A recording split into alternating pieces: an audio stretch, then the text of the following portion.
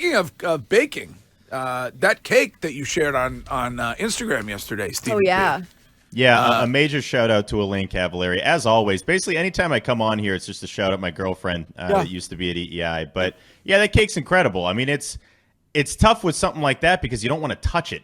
You never want to like actually mess it up. So I've just kept it on the kitchen counter, and it's not. I don't think it's going anywhere anytime soon. I mean, put a ring on that.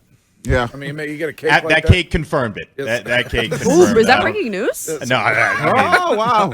Courtney, give it time. But still, that was a great move. That was definitely a great move, and I was very excited for the announcement yesterday. No?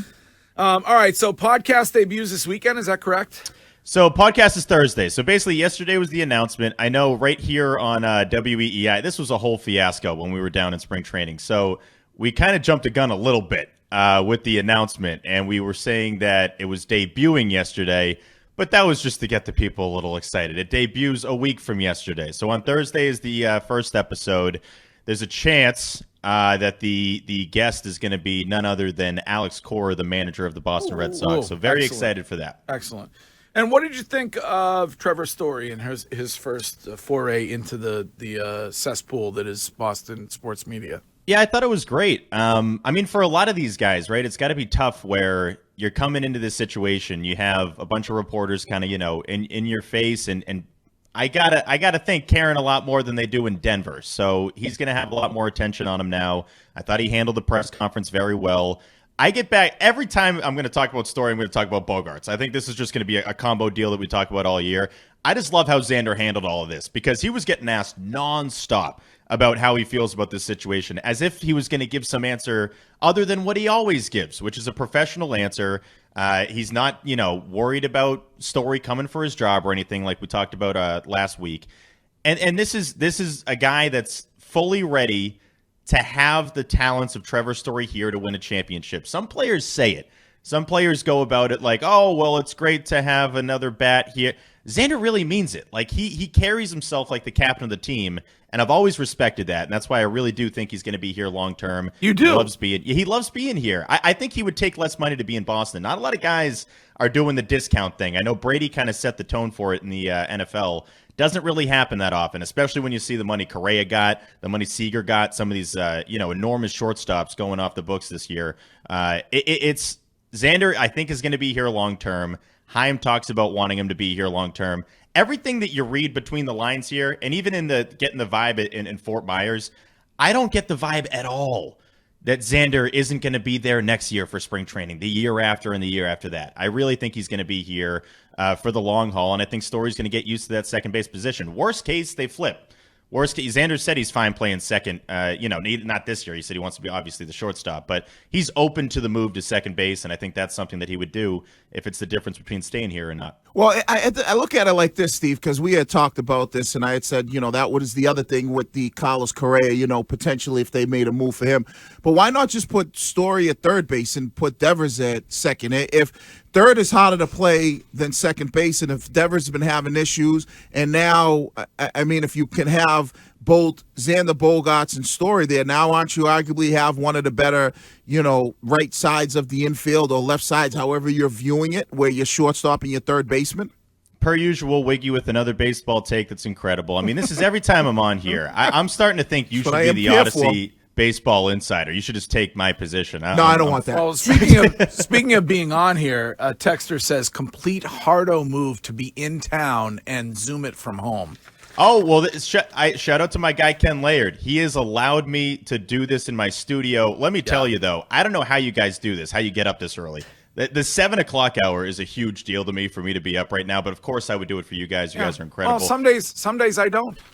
I didn't get once a week. That too. But to Wiggy's question there, I think it's Rafael Devers is a guy that would probably be the first to tell you he doesn't have the best time playing third base. Last night in the spring training game, he looked great.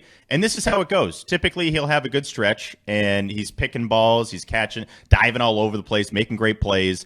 And then he'll have a couple of games where he's throwing the ball into the crowd, completely misses the ball, and that's just what you have to live with Rafi, because his bat is incredible. He's at an MVP caliber at the plate every year. If you have Trevor Story over there, I mean, that would be you'd have to factor in he's then going from shortstop to second base to third base. You're moving around a lot for a guy that played every single game of his career at short.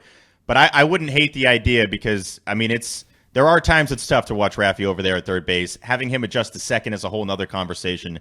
But I wouldn't hate that, Wiggy. Well, Steve, staying with Devers, he was talking to Bradfo yesterday, I believe, and he said, I know my worth, and so obviously he wants more money.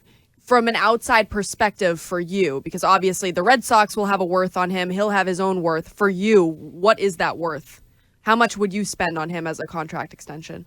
Rafael Devers is likely going to pursue the biggest contract a third baseman's ever signed. I think he has the benefit of being in a position that I don't think is as stacked as all these shortstops that have been coming off the books here this past offseason, and that was Xander potentially coming up with the opt-out after this season. So Devers knows his worth. I don't know how I would love to see that combo with Rob. That sounds like it's a fun one to watch, but I know he understands he's going to sign an enormous contract, and I give him credit. Again, Rafi chooses to not do interviews. He knows English better than we think. I don't blame him for not doing as many interviews in English because you can kind of get out of that part of it, which is nice. And if anything, it makes it better for the fans because no one likes contract talks. No one likes this being public and the back and forth, and Heim's done a good job of shooting it down. But he did say he wants Bogarts and Devers to be here for many years to come, which I thought was an interesting quote a couple of days ago. Stevie, the thing that maybe might have Xander a little bit, I don't want to say upset, but what are the Red Sox? What were they thinking when they drafted a shortstop first overall? Is this something for them to maybe build their farm system up and then have potentially some guys to ship out of here, especially when you do sign a guy like Trevor Story where, let's say Xander does go someplace else, you now have a shortstop there. So what was the purpose of them picking a shortstop in the draft? In that position, and shout out to the 2020 Red Sox for getting them that draft pick, because if anything, it's them stinking that year. It didn't really matter, and you end up getting Marcelo Meyer, who a lot of people thought was the top talented prospect in that draft. That's what you do. You get the top talent. And when it comes to the draft, I'm not going to act like I'm any expert in the MLB draft. I listen to what the front office is saying, what Heim is saying, what BOH is saying, and they're all saying the same thing, that you have to take the most talented guy when you're that high in the draft. And that's what they did with Marcelo Meyer. I mean, I got to say, I love watching him play. It's very, very early. The kid's 19 years old, but he was playing last night in Baltimore Spring Training Park, and he just looks smooth. He's going up against guys that are 3-4 years older than him. So worst case, Wiggy, kind of to your point there, a huge bargaining chip, a guy that you can deal to potentially get starting pitching, which obviously is going to be a potential problem here. And then worst case, he could end up being your shortstop. The Xander situation is obviously, it's changing seemingly week by week. He's keeping a level head, which I like. But you have that assurance that this kid could be up in 2 to 3 years, and maybe he slides right in there. Nick York isn't that far away as well, but obviously there's going to be a little bit of a backup now with Story at second base. But I think there's a really good chance Marcelo ends up playing for the team, and if he doesn't, you're going to get a lot back for him, likely, at this pace. I think we get ahead of ourselves with prospects a little bit. Baseball, it's a lot harder to expect something from the fourth pick than it would the NBA or the NFL. But he looks really good out of the gate, I will say that. All right, Stevie P, podcast debuts next Thursday. Yes, Inside the Monsters, the name. Follow us on all the social medias. It's our Odyssey Red Sox podcast. The team's going to back it. Joey Capone won the casting call. He's a great dude. He's going to be my co-host. Like a lot of players coming on, personnel. We got a lot of great content coming out, so it's going to be great. Can't wait. Awesome. First episode on Thursday. All right, we'll talk to you soon, maybe next week, and have a great weekend. Perfect. You two guys, take care. No burning the building down. No. Courtney really, somebody on my Instagram said she's really lighting it up this morning. So you've done a fantastic job when it comes to, don't ask her to prepare any food.